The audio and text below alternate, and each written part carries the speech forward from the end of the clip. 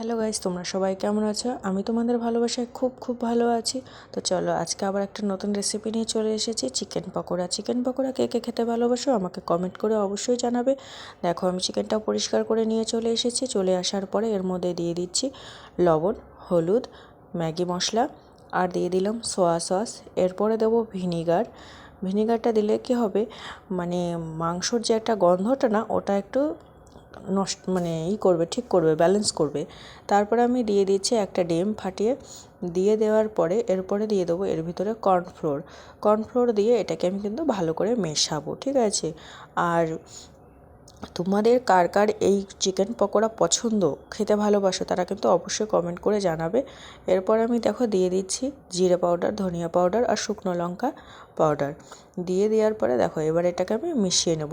মিশিয়ে নেওয়ার পরে আমি আদা রসুন পেস্ট করে রেখেছি, সেটা এখন দিইনি। এটা একটু মেশানোর পরে আদা রসুন পেস্টটা আমি দিয়ে দেবো। দেখো আমি আদা রসুনের পেস্টটা এবার একটু দিয়ে দিচ্ছি।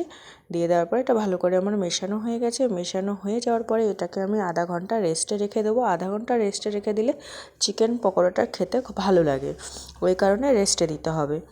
এরপরে দিয়ে দেওয়ার পরে দেখো আমার ফাইনালি আধা ঘন্টা হয়ে গেছে। এবার আমি কড়াইটা বসিয়ে দিয়েছি, তেলটা দিয়ে দিয়েছি, তেলটা গরম হয়ে গেছে।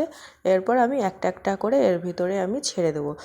আর আমি এটাকে ধিমি আঁচে ভাজবো, কারণ হাই ফ্লেমে ভাজলে পরে না বাইরে থেকে কিন্তু লাল আর ক্রাঞ্চি দেখতে লাগে, কিন্তু ভেতরটা কাঁচাই রয়ে যায়। ওই কারণে ধিমি আঁচে ভাজলে পরে ভেতরটা খুব সুন্দর করে সেদ্ধ হয়ে যাবে। তো ফাইনালি আমার এটা ভাজা হয়ে গেছে। ভাজা হয়ে যাওয়ার পরে আমি এটাকে নামিয়ে নিচ্ছি। আর আমি একটু বড় বড় বানিয়েছি, আমি বড় বড় খেতে ভালোবাসি। তোমাদের যাদের ছোট ছোট খেতে ভালো লাগে তারা আরও ছোট করতে পারো পিসটা। তো আমি বড় বড় খাই, তো আমি বড় বড় বানিয়েছি। আমার ছেলেটাও খুব পছন্দ করে, তো একটু বড় বড় বানিয়েছি। এবার বাকি যতটা আছে সেটা দেখো দিয়ে দিয়েছি। দিয়ে দেওয়ার ফাইনালি আমার রান্নাটা কমপ্লিট হয়ে গেছে। বাই বাই, আবার দেখা হবে নেক্সট ভিডিওতে।